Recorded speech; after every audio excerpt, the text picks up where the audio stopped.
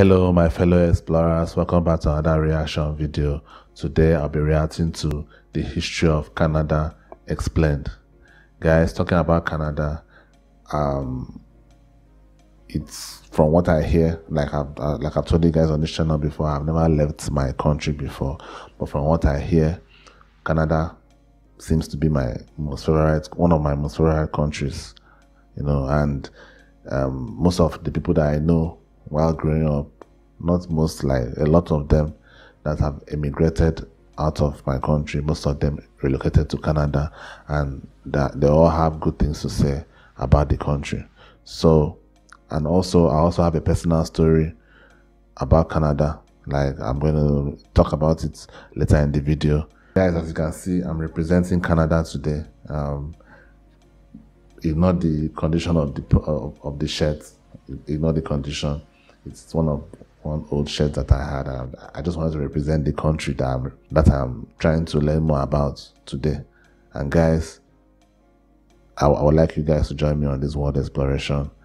I still have that goal of reaching 500 subs by the end of June, and I know it's a lofty goal, but it's my goal, and I hope you guys help me to achieve that goal by subscribing to the channel and smashing the like button. That really helps with the algorithm. Now let's get into the video.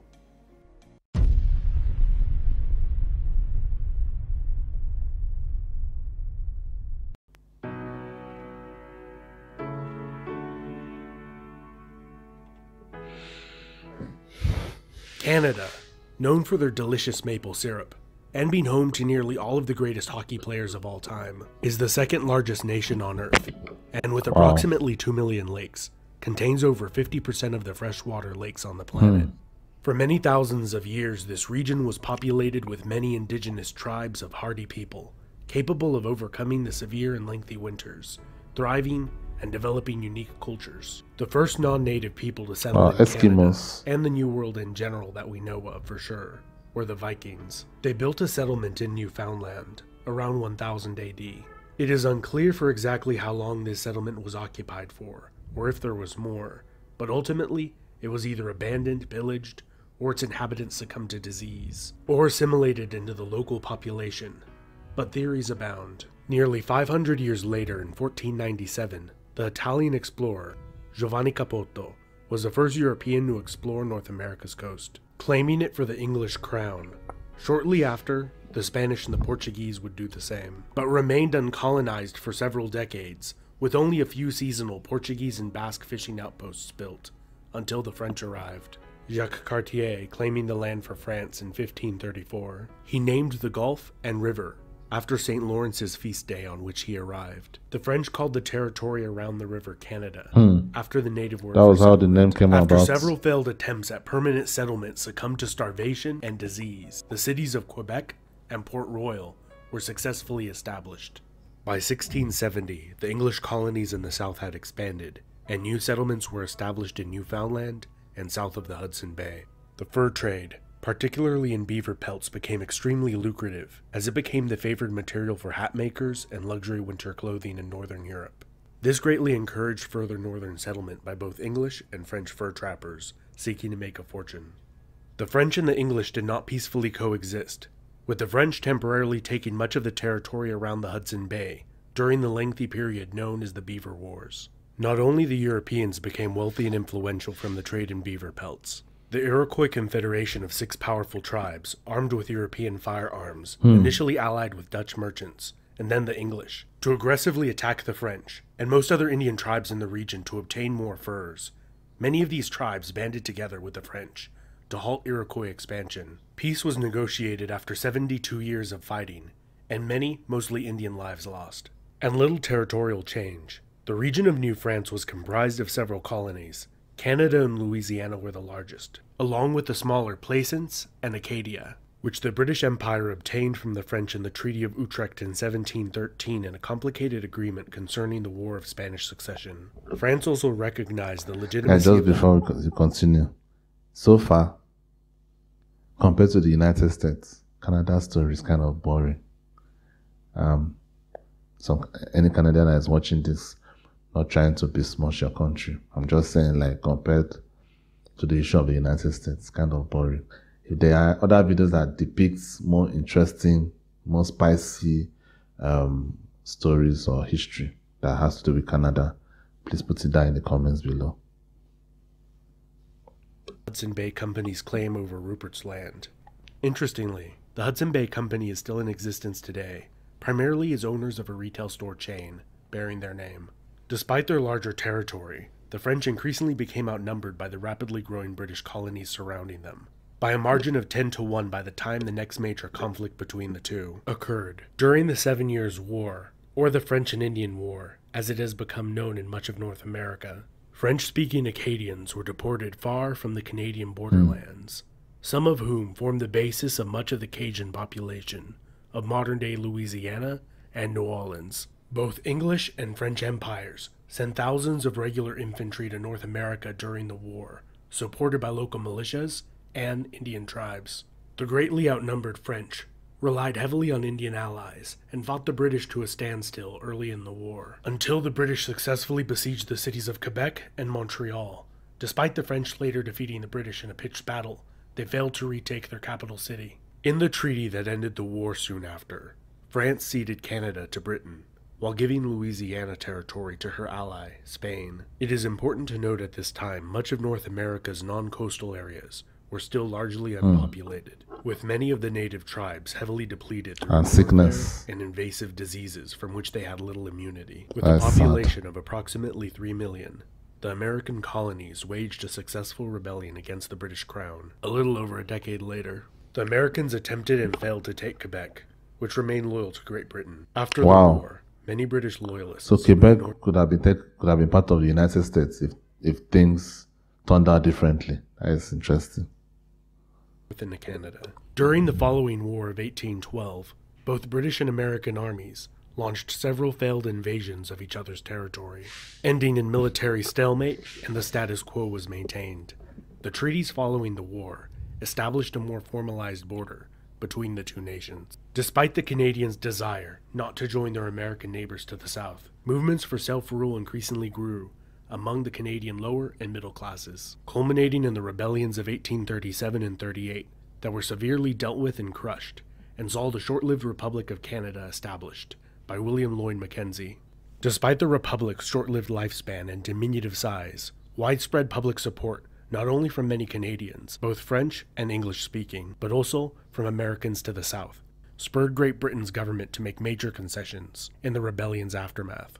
The Act of Union in 1840 united Upper and Lower Canada into the new province of Canada, and the granting of responsible government soon after allowed for a far greater degree of self-rule to be exercised by the elected representatives of the people. In 1846, the disputed Oregon Territory was peaceably divided between Great Britain and the United States, pretty much by drawing a straight line and giving Vancouver Island to Canada. Throughout the 19th century, a massive boom in the logging industry fueled large waves of immigration to Canada, gradually replacing the fur trade as Canada's most lucrative industry. In 1867, the British North America Act, or more commonly called the Constitution Act today, established Canada as a self-governing democracy, with Ottawa as its capital city. To the west, the Hudson's Bay Company negotiated the sale of Rupert's Land to the newly formed Canadian government.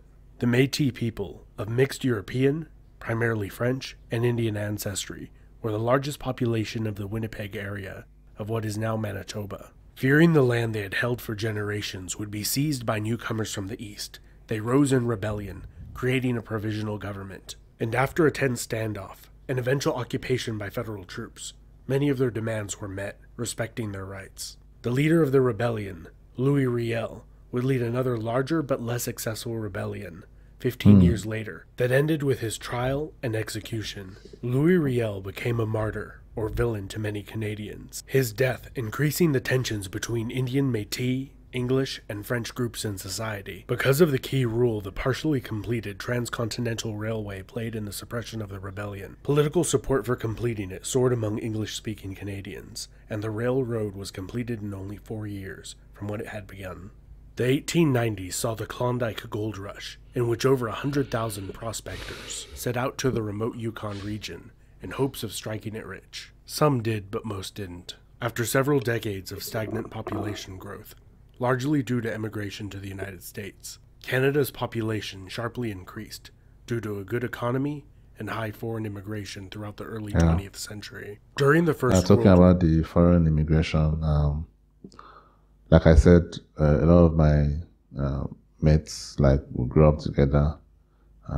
Most of them moved to Canada, and they all have good things to say.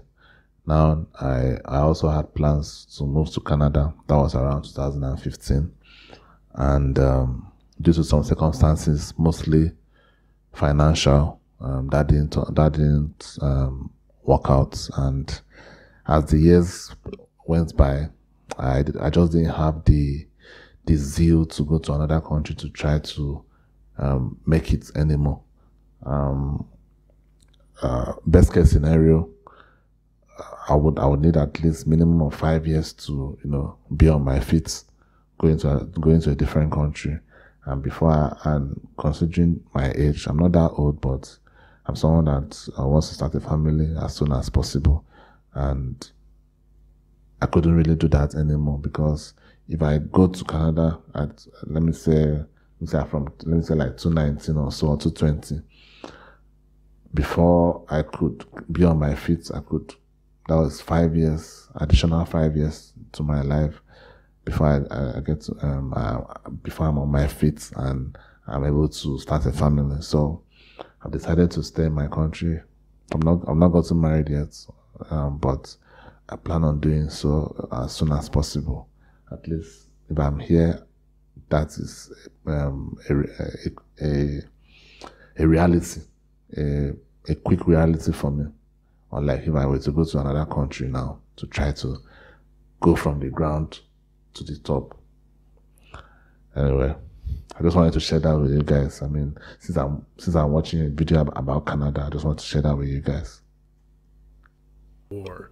Canada, still a dominion of the United Kingdom, sent 620,000 troops to fight in Europe. 67,000 would die, while another 173,000 would be wounded. The staggering casualty rate grieved and shocked the nation. The war had a strong impact on Canadian nationalism and the desire to self-govern its own international affairs, which they obtained when the British Parliament passed the Statute of Westminster in 1931, which acknowledged Canada's co-equal status with the United Kingdom. Between the World Wars, Canada was hit particularly hard during the Great Depression of the early 1930s, with unemployment rates reaching 25%, and many men living in unemployment relief camps. Wow. During the Second World War, over 1.1 million Canadians served in that brutal conflict that left nearly 100,000 of them dead or wounded. In 1949, Newfoundland became the last Canadian province to incorporate. In 1965, Canada adopted its current flag. Here's a selection of some of the other national flags that were proposed. Let me know in the comments of which one you think looks best. In 1982, the Canada Act passed the Parliament of the United Kingdom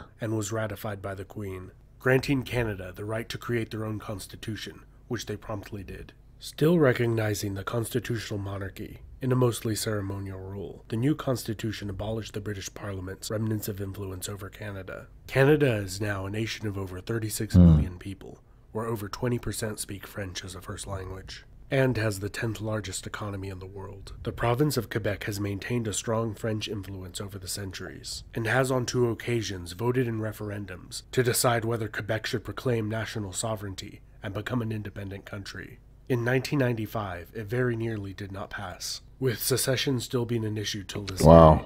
This has been Epimetheus. I never knew Canada had a secession problem. I know the United States. I've always heard about Texas being a possibility, like Texas could secede from the Union. I've always heard that. Like, I never knew Canada had that same issue. So Quebec also wants to secede as well. Wow. That's good to know. Let me know what you think down in the comments. What Canadian province is your favorite to visit or live in? Don't forget to like, subscribe. I would like to visit one of them. These days, God willing. Guys, I really wanted to watch that video to learn about Canada. Or just at least to see what the fuss is about with almost every Nigerian that I know wants to go to Canada. I guess maybe the immigration laws there are better. Actually, when I wanted to go, the only thing that actually kept me back here was financial. It was I had no issues when it came to visa or any other thing that I may have needed. It was just financial at that point in time. So but I hope to visit one day. I really hope to visit one day, and if I can afford it, I don't know if that will ever happen, but whatever. And guys, what do you think is the difference between Canada and the United States? Like, these two countries always seem equal to me. Like, okay, not equal, but similar to me. So I think that will be my next video, difference between these two countries. I'll see you guys next time. Please don't forget to like the video on your way out. It really helps with the algorithm. Please, please, please. Till next time. Peace.